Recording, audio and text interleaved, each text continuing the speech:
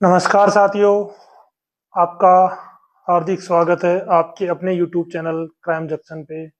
आज मैं फिर आपके सामने एक सच्ची घटना प्रस्तुत करने जा रहा हूँ। ये कहानी यूपी के एक जिला पड़ता है मैनपुरी, और मैनपुरी जिले में एक थाना पड़ता है बिछुआ। वहाँ की सच्ची घटना है। होता यह है साथियों कि 17 फरवरी को पुलिस कंट्रोल रूम को एक फ़ोन आता है, और फ़ोन पे बताया जाता है कि हमारे गांव में एक डेड बॉडी है जो आधी जली हुई पड़ी है। पुलिस कंट्रोल रूम में है और अपने दल बल सहित आला अधिकारियों सहित घटनास्थल पर पहुंच जाती है। पुलिस वहां पहुंचने के बाद देखती है कि वहां एक 40-45 साल का युवक था, जिसकी डेड बॉडी आधी जली हुई थी। उसका एक सिर के कुछ भाग और जो एक पैर था वो जलने से कुछ बचे हुए थे, और बॉडी का लगभग 80 से 85% भाग पूर्णतया जल के राख हो चुका था। पुलिस वालों ने गांव वालों को बुलाया, आसपास के लोगों को बुलाया और शव की शिनाख्त करने के लिए कहा। तो उनमें से गांव वालों ने देख के कुछ लोगों ने बताया कि ये तो साजिद खान है। साजिद उसी गांव का रहने वाला एक युवक था, जिसकी उम्र 40 से 45 साल थी। साजिद के घर वालों तक सूचना पहुंचाई जाती है, और साजिद के घर वाले भी डेड बॉडी की शिनाख्त कर बताते कि हाँ, ये जो डेड बॉडी है उनके बेटे साजिद की है। साजिद का पिता वहीं दाढ़े मार मार के रोने लगता है, और उसकी बीवी की हालत बदहवास हो जाती है। वो भी चिल्ला चिल्ला के वहां रोने लगती है। इस प्रकार का माहौल देख के पुलिस वाले पहले तो डेड बॉडी को हॉस्पिटल में पोस्टमार्टम के लिए भिजवाते हैं, और फिर उसके परिवार वालों से बातचीत करते हैं। बातचीत में जो साजिद था उसके पिता ने बताया कि ये मेरे बेटे की डेड बॉडी है। पुलिस ने पूछा, क्या आपकी किसी से कोई रंजिश, कोई लड़ाई झगड़ा, कोई बात है? किस पे आपको इस प्रकार का शक जाता है कि आपके बेटे का मर्डर किसने किया होगा? तब उसके पिता रोते हुए बताता है, सर, ये हमारे गांव का एक भोला यादव है, जिसका हमारे पहले भी केस चल रहा है। इसने साजिद खान की जो बहू थी उसको 1 साल पहले 2024 में होली पे अपने घर पे बिरयानी बनाने के लिए बुलाया था। बिरयानी बनाने के दौरान ही ये सब लोग नशे पते में थे, और उनको जो साजिद खान की पत्नी अयाना होती है वो दिखने में बहुत ही सुंदर और बहुत ही अच्छी होती है। दिल डाल उनका अच्छा होता है। तो उसको देख के उनकी नीयत बिगड़ गई थी, और उन्होंने तब से हमारी बहू को गायब कर दिया था। और 4 महीने और 10 दिन तक हमारे बेटे की बहू लापता रही थी। तब हमने इनके ऊपर अपहरण का केस लगाया था, और हमारे केस चल रहा है। और इसका जो केस था ये अभी कोर्ट में विचाराधीन है। इसकी सुनवाई 20 फरवरी को होनी थी, और इसका गवाह साजिद था। तो इसीलिए भोला और उसके आदमियों ने मेरे बेटे का मर्डर कर दिया है। हो सकता है उसके किसी आदमी से करवाया हो, या हो सकता है भोला खुद भी आया हो।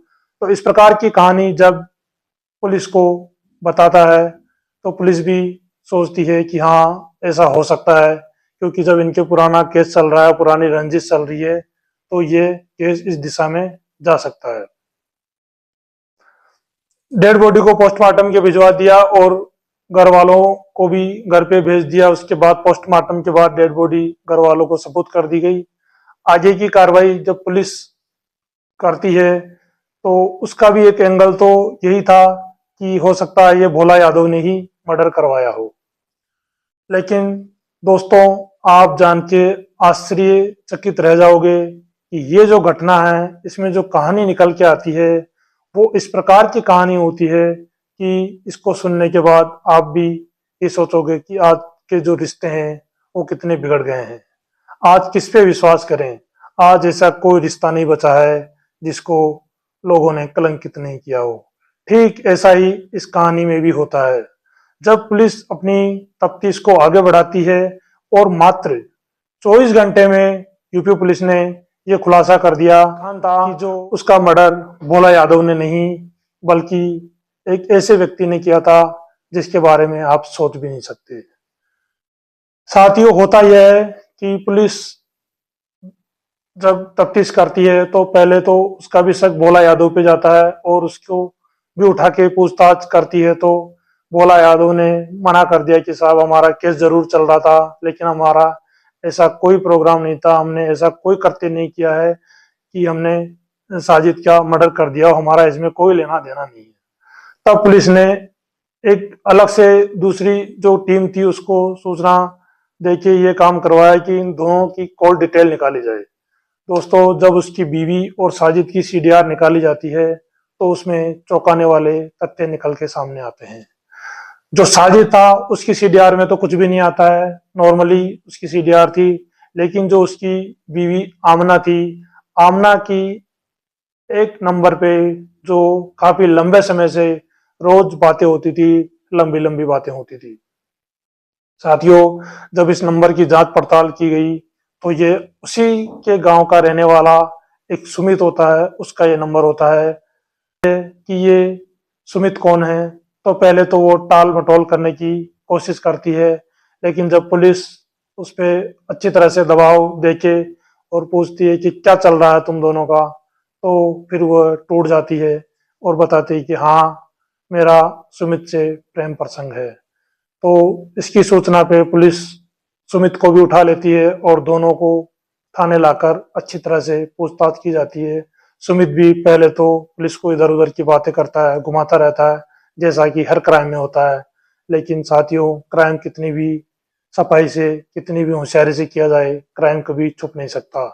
इन्होंने भी सोचा तो यही था कि ये क्राइम कभी सामने नहीं आएगा और जो घटना है, जो केस हमारा भोला यादव पे चल रहा है, शायद जो जांच है वो उधर मुड़ जाएगी और हम बच जाएंगे। लेकिन ऐसा नहीं होता है साथियों। जब पुलिस अच्छी तरह से जांच पड़ताल करती है तो निकल के आता है में आयाना बताती है कि जो साजिद है वो काम के सिलसिले में बाहर रहता है और जो अयाना है वह घर पे अकेली रहती थी। घर पे अकेली तन्हाई दूर करने के लिए अयाना अक्सर अपना जो टाइम है वो टीवी देख के किया करती थी। एक बार ऐसा होता है कि टीवी खराब हो जाता है और टीवी सही करने के लिए टीवी का जो मिस्त्री होता है सुमित, उसको घर पे बुलाया जाता है। सुमित घर पे आता है, टीवी को देखता है और टीवी को रिपेयर करके जब जाने लगता है तो दोनों में एक दूसरे से बातचीत होती है। एक दूसरे के नंबर एक्सचेंज कर लिए जाते हैं कि आगे भी कभी कोई टीवी में खराबी हो तो मुझे आप बुला लेना। जब नंबर एक्सचेंज हो जाते हैं तो धीरे धीरे उनमें बातों का सिलसिला चालू होता है और जब बातें ज्यादा होने लगती है तो धीरे धीरे एक दूसरे से प्यार करने लगते हैं और एक दूसरे से प्यार करते करते कब उनके बीच शारीरिक संबंध बन जाते हैं, कब उनके बीच रिलेशन बन जाता है, उनको पता भी नहीं लगता। और यह प्रेम प्रसंग इस प्रकार से आगे बढ़ने लगता है। इन दोनों के बीच एक लंबे समय से प्रेम प्रसंग चल रहा था और इसकी सूचना इसके पति को, जो साजिद था, उसको लग चुकी थी। साजिद को जब सूचना लग चुकी थी तो साजिद इनके प्रेम प्रसंग में रोड़ा बना हुआ था, वो इनको मिलने में एक परेशानी कर रहा था। तो जो आयना है इसने सुमित से मिलकर एक खौफनाक प्लान बनाया, एक साजिश रची और इसने तय किया कि साजिद को हम इस दुनिया से हटा देंगे, हमारे रास्ते से हटा देंगे और हमें कोई पकड़ भी नहीं पाएगा। हम इस प्रकार से क्राइम करेंगे कि कोई हम पे शक भी नहीं कर पाएगा। किया गया कि साजिद को रास्ते से हटाना है तो इसके लिए सुमित ने कहा कि अकेले तो मैं इसको मार नहीं सकता, मुझे तेरी जरूरत पड़ेगी। ऐना कहा, मैं जो कहोगे वो करूंगी। तो साजिद ने प्लान के तहत सबसे पहले नींद की गोलियां लाके अयाना को दी और कहा कि तुम इसके खाने पीने में ये नींद की गोलियां मिला देना और जब मिला दो तो मुझे सूचना दे देना। ठीक ऐसा ही होता है। 16 फरवरी की रात जब साजिद घर आता है, अयना उसको चाय में नींद की 2 गोलियां मिला के पिला देती है और जब शाम होती है तो खाने में भी 2 गोलियां मिला के खिला देती है। उसके बाद साजिद बोलता है कि मैं खेतों की तरफ जाके आ रहा हूँ। जब वो खेतों की तरफ निकल जाता है तो अयना ने सुमित को फोन करके कहा कि मैंने आज साजिद की खाने में गोलियां मिला दी है, उसकी चाय की में नींद की गोलियां मिला दी है और वो अब खेतों की तरफ निकल गया है। इस प्रकार की सूचना जब सुमित को मिलती है तो सुमित भी घर से निकल जाता है और खेत पे जाके उससे मिलता है। दोनों बातचीत करते हैं, लेकिन जो साजिद था उस पे नींद की गोलियों का असर होने लगा था, वो अर्ध निद्रा में से होने लगा था। मौका देखकर जो साजिद होता है उसके ऊपर सुमित ने एक रिंच पाना होता उससे ऐसा वार करा था कि वो एक ही चोट में वहीं ढेर हो जाता है। और अपने साथ लेकर गया एक बोतल में पेट्रोल और वहां से कुछ लकड़ियां घास फूस इकट्ठे करके उस पर डाल के और आग लगा देता है और कुछ चीजें बचा देता है ताकि शव का शिनाख्त हो जाए। इस प्रकार की घटना करने के बाद सुमित अपने घर आ जाता है और घर पे आने के बाद वो सूचना ऐना को भी दे देता है कि आज मैंने अपने जो रास्ते का कांटा था उसको साफ कर दिया है, उसको रास्ते से हटा दिया है। इस प्रकार की जो बातें उनमें होती है वो भी पुलिस को रिकॉर्डिंग के दौरान मिल जाती है। उनके फोन की जब जांच की जाती है तो उनके फोन में इस प्रकार की रिकॉर्डिंग पुलिस को मिलती है, जिसमें इन दोनों की बातों से यह खुलासा हो जाता है कि दोनों ने एक प्लान, एक साजिश रच के साजिद को मौत के घाट उतारा है।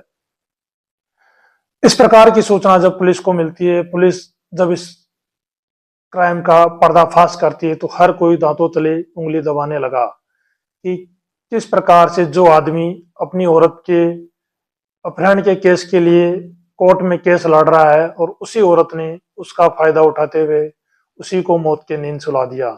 साथियों, जिस प्रकार से ऐना ने अपने पति के साथ किया ये बहुत ही ज्यादा गलत किया है। इस प्रकार का जो विश्वास है उसने अपने परिवार, समाज, सभी का उसने तोड़ा है, तो उसकी सजा तो खैर वो काटेगी ही। दोनों आज जेल में हैं और यूपी पुलिस का भी मैं धन्यवाद कहूंगा जिन्होंने इस केस का मात्र 24 घंटे में पर्दाफाश कर दिया। अयाना और सुमित ने सोचा था कि जो हमारा कोर्ट में केस चल रहा है पुलिस की जांच का पूरा ध्यान उधर ही रहेगा और जो भोला यादव है वह उसके मर्डर केस में जेल चला जाएगा और हम जिंदगी भर दोनों साथ निभाएंगे। लेकिन क्राइम, कहते हैं ना साथियों, कितना भी सतर्कता से, कितना भी होशियारी से किया जाए, क्राइम कभी छिपा ही नहीं छिपता है। तो इस केस में भी ठीक ऐसा ही होता है और पुलिस ने दोनों हत्यारों को गिरफ्तार कर लिया। हर कोई ये जान के आश्चर्यचकित हो रहा था, जो बीवी की रक्षा कर रहा था, बीवी के लिए जो केस लड़ रहा था, उसी बीवी ने उसका मर्डर एक अपने आशिक से मिलकर कर दिया और घटना को किस प्रकार से उन्होंने मोड़ने की कोशिश की। लेकिन यूपी पुलिस ने पूरा जो क्राइम था उसका पर्दाफाश करके रख दिया। धन्यवाद साथियों, आपने ये कहानी सुनी, आप यहाँ तक आए। और आपसे जाते जाते मैं एक ही रिक्वेस्ट करूंगा, आपको यदि कहानी अच्छी लगी हो तो प्लीज़ चैनल को सब्सक्राइब करें, वीडियो को लाइक करें और कमेंट करें कि इसके अंदर किसकी सबसे ज़्यादा गलती थी। धन्यवाद साथियों, जय हिंद।